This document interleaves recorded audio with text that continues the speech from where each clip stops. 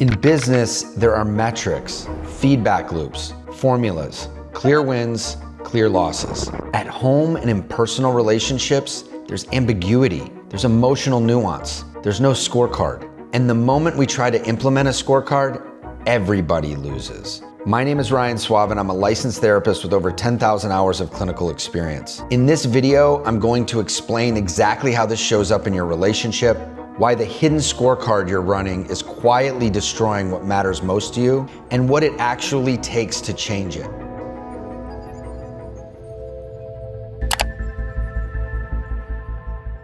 We're talking about two types of relationships, transactional and emotional. Transactional relationships have clear rules. We know how to win, we know how to lose. They're often performative. We have to do something or be a certain way in order to get a specific result. And there are a place for transactional relationships. They are the kind of relationships we want in the workplace or in other environments that are similar. Emotional relationships, on the other hand, are quite different. They're ambiguous, they're emotionally nuanced, there's no clear rules, they're fluid. They really are impacted by the emotional experience of both people involved. They can be very uncomfortable, they're not predictable. Over my career, I've worked with many high-performing individuals who are amazing in transactional relationships. They're able to handle the stressors at the workplace. They're able to make decisions under pressure. They're able to handle failure. They're able to see a loss and see all the way through it to where the win might be. They are very good in this type of relationship, yet at home,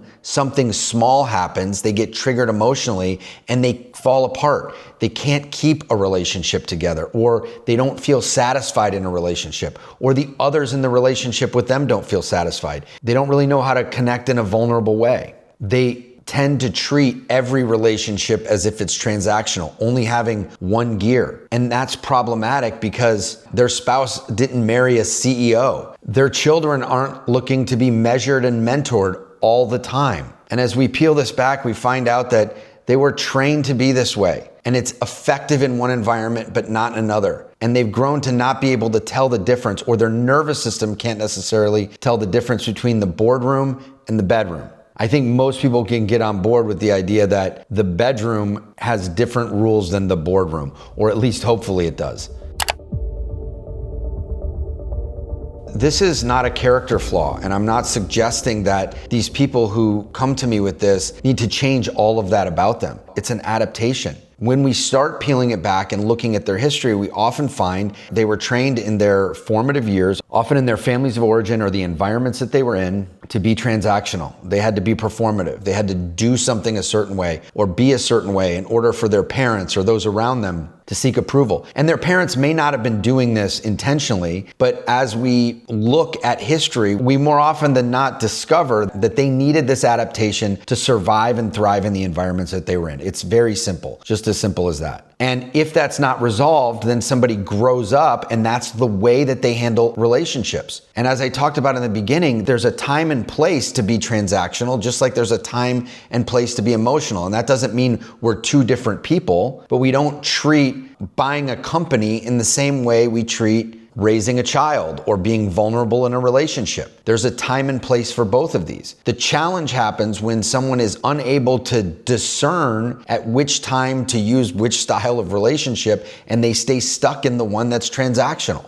And it leaves them in kind of with one gear. I'll use an example from American football. These football players train all week and most of their lives, and they play their game on Sundays. And when they play their game, they're on the field for 3 hours and they're running as fast as they can. They're putting themselves in harm's way. They're tackling other people. They're going as hard as they can for the entire game. After the game is over, they're meant to step off the field. If instead of just stepping off the field, they continue to run as hard as they can, tackle everybody in their way, put themselves in harm's way, they're going to be exhausted. They're going to be at risk. They're going to lose friends and family. They might even get arrested. They're continuing to be that gear of football player when it's not called for. This same thing happens in transactional relationships. Someone who's very good at leading a team at work, if they try to lead their family in the same way, being able to look at everything objectively and having to support everything with numbers and making cuts when necessary and hiring more when necessary. Those things all might really support the business, but that doesn't support a relationship at home. You can't continue to be the football player. You can try, but it's going to ruin everything in your way. I've experienced this in my life. My wife did marry a therapist, but that doesn't mean she wants me to be a therapist all the time. If she wants my advice on something, she'll ask it. But for me to sit in a chair all day and people to pay me to give them advice, to challenge their thinking, to go to really difficult places with them, if I walk in the house at night and I continue to do that with my wife and my kids, I'm going to be the most unpopular person in the home. Again, there's a time and place for me to insert who I am as a therapist into my family life, but I don't want to look at my young children and every time be thinking, okay, if they do this and then they do this, then if they continue to behave in this way, then they're not going to be successful as human beings 20 years from now. Again, that might be something that we want to look at as we parent, but it can't be in every moment. I can't continue to be a therapist throughout my day. I'm going to lose the respect of my family. I'm going to lose my friends. They'll ask for it when they want it. So I need to have different gears. And I would assert that almost everybody has a version of this. When someone treats what's supposed to be an emotional relationship as if it's a transactional one, love becomes debt. Resentment builds quietly. Presence disappears. We're holding this scorecard like when something's happening in this moment, it's tied to every other moment that this thing happened or didn't happen. And we're reacting to a whole history rather than responding to what's occurring in that moment. And this sets up a trajectory where over time, the emotions fall out of the relationship. The partner in the relationship stops sharing. They start seeing vulnerability as a dangerous place. Children start to absorb the pattern. And then we can end up with somebody who, by all of society metrics, looks completely successful. A man who's built everything, yet feels profoundly alone. And it can be a very confusing place because the thought is, if I can build this, then I'll be able to provide for my family. Then I'll be able to be present. Then I'll be able to be happy and provide that to others. And in some cases, exactly the opposite happens because children and a spouse are not looking for the ultimate level of success that society portrays. They're looking for someone to be present, to be loving, to be vulnerable. And this is not an argument against those metrics of success. It's to point out that those aren't the only piece of the recipe, that there is a way to be able to excel in transactional relationships and excel in emotional relationships. In this way, have the trappings of success, but enjoy them and not be attached to them, not be in fear that they're going to fall away, and to be able to thrive in relationships that are ambiguous, that are unpredictable. And again, I work with people, a lot of times it's men, that saw vulnerability and the emotional experience as something as weak. And when they're able to finally break through that, be with it and stand in it, again and again and again, they tell me how powerful that feels, that there is much more strength in vulnerability. There's much more strength in being able to express emotions than having to shut down, to hide them or avoid them. So how do we change this? How do we address it? First, it's important to acknowledge that many relationships, especially marriages that have children in them, have a business-like component to them. We have a financial concern in the household. We have schedules to keep. We have goals we want to meet. And so it is important to address those. And I often suggest that partners in those relationships set a time to have a business meeting, maybe even weekly, where they're talking about the things that make the wheels keep going in the relationship and in the family. And by having a set time to do that, you can stop those questions about schedule and money and what our next goals are outside of the emotional connection that you want. So that when you do set up something like a date night, you're not only talking about what's going on in the relationship. You can actually be present with each other. In addressing this in the relationship, it's not just about communicating more or spending more time on date nights or making sure you go away each year on your own without the kids.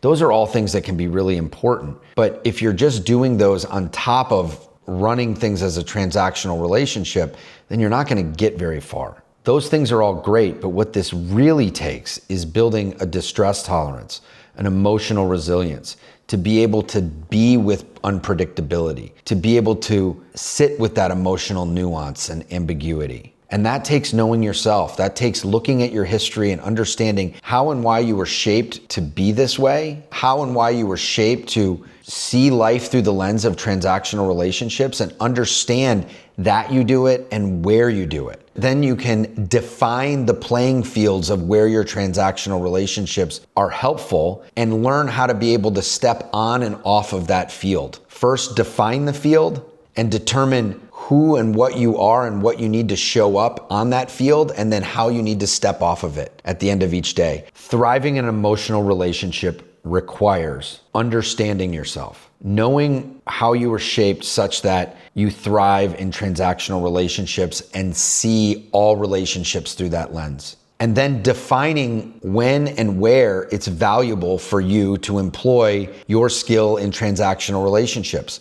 It's basically like that football player identifying the field and the time of the game, and understanding that when you step on that field, you're in a transactional relationship. And you can use all those skills that you developed over time, those survival strategies that were adaptations that have fueled your success. But then to also know that there's going to be a time and a place to step off that field, and that you're not bringing home a scorecard, that you're not looking for metrics and everything. And being able to understand that it might be in your nature to do that, and to be able to recognize when you're doing it, and to consciously be able to step off that field again and again and again. Practice being okay in the ambiguity. Practice expressing vulnerability, taking emotional risks. And this might sound scary or like it's going to take away from success, but what I have seen again and again is that people who are able to do this are not only able to be successful in their emotional relationships, but their transactional relationships become more successful too.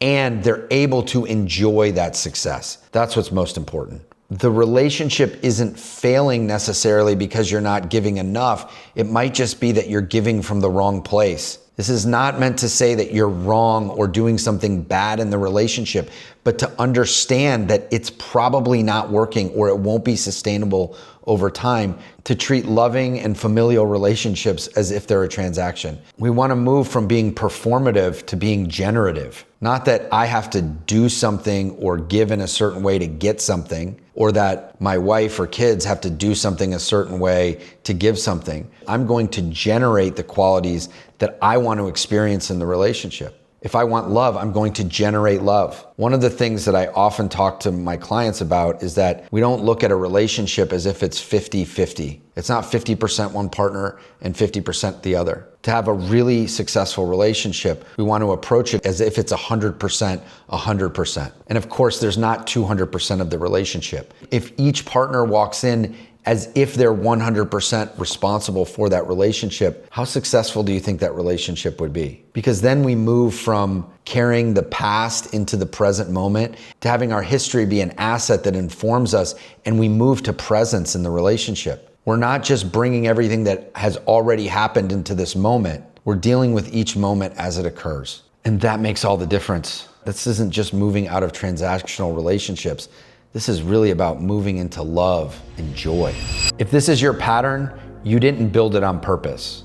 It was built for you by environments you didn't choose and experiences that shaped you before you even had a say in the matter. The scorecard wasn't something you invented, it was something you inherited. But now you have a choice. You can keep running the same operating system and getting the same results, or you can start doing the harder thing, showing up without the armor. If this resonated with you and you want to go deeper in this work, click the link below. I'll see you there. As always, thank you for watching. If you enjoyed this video or it impacted you in any way, please like, subscribe, and share it with those you love.